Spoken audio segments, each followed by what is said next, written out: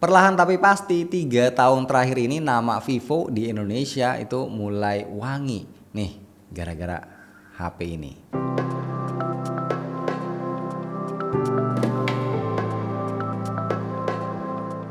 Bismillah, alhamdulillah kita ketemu lagi bareng gua Romi. Iya, jadi kalau nggak salah itu mulai X100 dan terutama X200 Pro tahun lalu, orang-orang itu mulai aware kalau kamera Vivo X series itu bisa diandelin.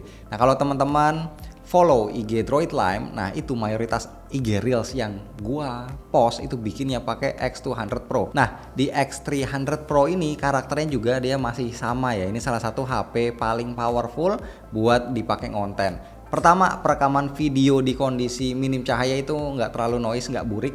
Kedua, untuk nangkep fokusnya juga cepat dan smooth.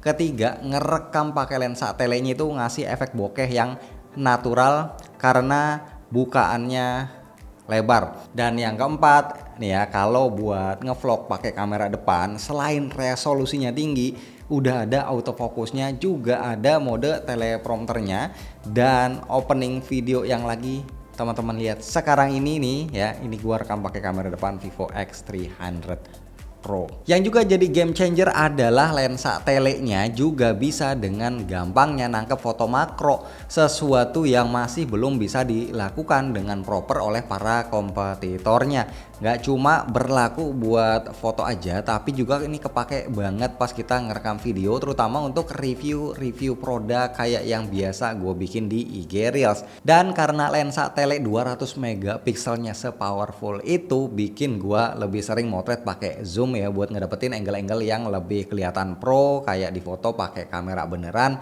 bukan pakai kamera HP. Antara foto 0,5, 1 kali, 2 kali, 3,5 kali, 5 kali, 10 kali, 15 kali, bahkan sampai 20 kali zoom, ini hasilnya cenderung konsisten. Nggak berasa ada warna yang terlalu belang atau degradasi detail yang gimana banget. Nah, FYI si X300 Pro ini juga punya mode stage ya 2.0 buat nonton konser. Nah, pengalaman gua hasilnya ini masih proper banget, seenggaknya sampai 20 kali zoom. Kalau mau di atas 20 kali juga masih bisa, tapi harus dibarengin dengan pencahayaan yang proper juga biar hasilnya itu lebih mantap. Humanistic mode juga jadi andalan gua banget ya buat motret orang dengan cepat, plus ada efek bokehnya. Di mode ini juga bisa pakai lensa tele ya, sampai 135 mm, shutter lag-nya benar-benar gesit. Gua foto anak gua lagi main ayunan aja itu nggak blur. Tone fotonya juga menarik, kita bisa pakai 7 color style yang disediain. Intinya mode ini bisa diandelin buat dipakai street photography, point and shot.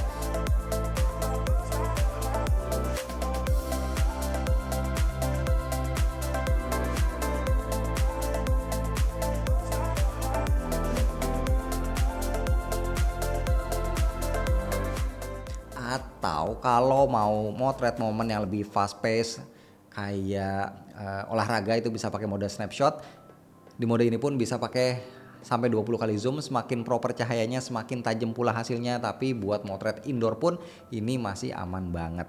Kalau mau lebih totalitas lagi, nah untuk pertama kalinya tahun ini si Vivo ngebawa juga fotografi kit buat X300 Pro. Yang gua terima sih ini boxnya gede parah. Isinya ada premium case, ada built-in kickstand yang bikin tongkrongan HP ini jadi lebih keren. Bisa dipasangin grip buat pegangan biar lebih nyaman. Dan di sini pun ada tombol shutter, slider untuk zoom, slider untuk mainin exposure, dan juga tombol untuk record. Next, kita juga dapat strap ya buat pasangin ke casingnya. Ada juga dekoratif ring, ada ring adapter buat filter dengan size 62 mm, dan ini adalah ring adapter buat nancepin lensa tambahannya. Nah, untuk lensa telephoto extendernya ini bukan yang ecek-ecek ya, lumayan berat dan juga lumayan panjang, jadi memang cukup effort untuk proses bongkar pasangnya. Tapi gimana pun juga, ini tetap jadi sesuatu yang unik dan somehow bermanfaat banget buat yang hobi mobile fotografi. Lensa tambahan ini ngasih focal length mulai 200 mm,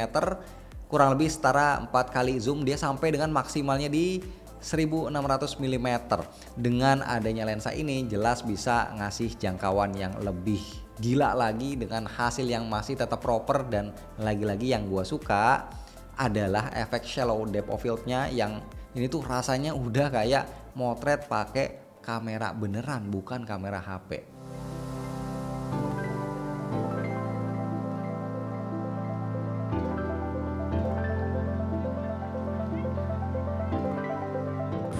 Nah, sekarang kita merekam pakai ultra stabilization-nya.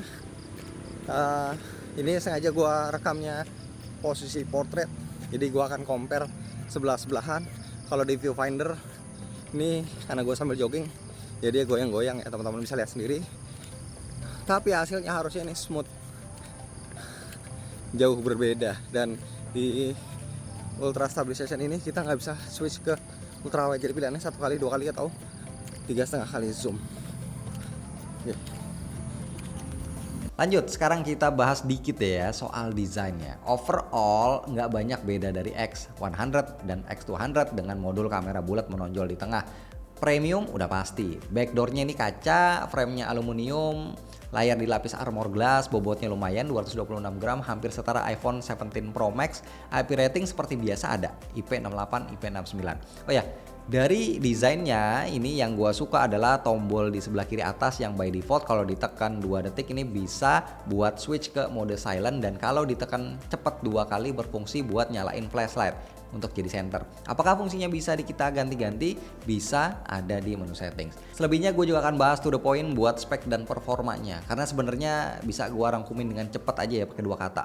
Mantap banget. Chipset dia pakai Dimensity 9500 buat komputasi, ada Pro Imaging Chip VS1 buat processing image, dan opsi kapasitasnya dia cuma ada satu, RAM 16GB, storage 512GB, baterainya 6510 mAh, support 90 watt flash charge. Nah, skor Antutu hampir 3,5 juta yang dihasilin. Ini udah sangat cukup menggambarkan segimana kencang performanya. Walaupun angka kestabilannya di 3D Max Stress Test itu bisa dipastiin ada di bawah 50%, ya ini udah lumrah ya buat chipset dengan tenaga semonster ini.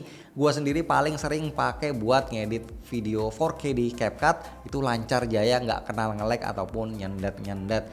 Dan baterainya gua pakai chattingan di primary akun WhatsApp, Telegram, terus juga ngonten ngerekam bikin IG Reel sehari-hari dari pagi sampai malam jam 8 ini rata-rata masih nyisa 20-30%. Ya, yang pernah pakai Vivo X Fold 3 ataupun X200 Pro ini pasti relate ya, ngerasain gimana awetnya baterai HP ini. Next, soal layar dan juga speaker, ini juga literally nggak perlu bahas panjang lebar karena no complaint at all. Tolok ukurnya di Netflix kita bisa nikmatin konten dengan HDR ataupun Dolby Vision, itu nikmat banget. Last but not least, sistem operasinya nih sekarang udah dapat Origin OS versi 6, basisnya Android 16. Kalau kepo apa aja bedanya dibanding Vantage, waktu itu Fahmi juga udah pernah bikinin videonya, teman-teman bisa nonton aja langsung. Yang jelas di Origin OS 6 ini pastinya lebih responsif dan gesit, tampilannya lebih fresh, ada animasi, efek blur, dan juga font baru. Pengaturan lock screen ini makin seru ya, bisa dikasih animasi atau dekorasi dan depth effect, sama dia ada fitur flip card yang bisa bergerak atau berubah gambar kalau kita gerakin HP ke kanan atau ke kiri.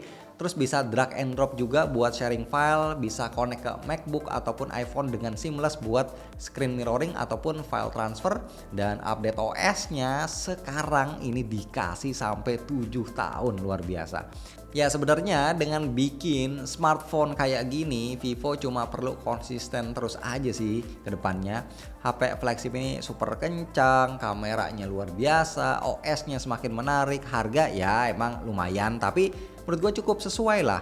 Paling satu aja sih keluhan gue secara personal, HP ini butuh lebih banyak pilihan casing yang menarik biar gak cepet bosen kalau kita bisa ganti-ganti casing.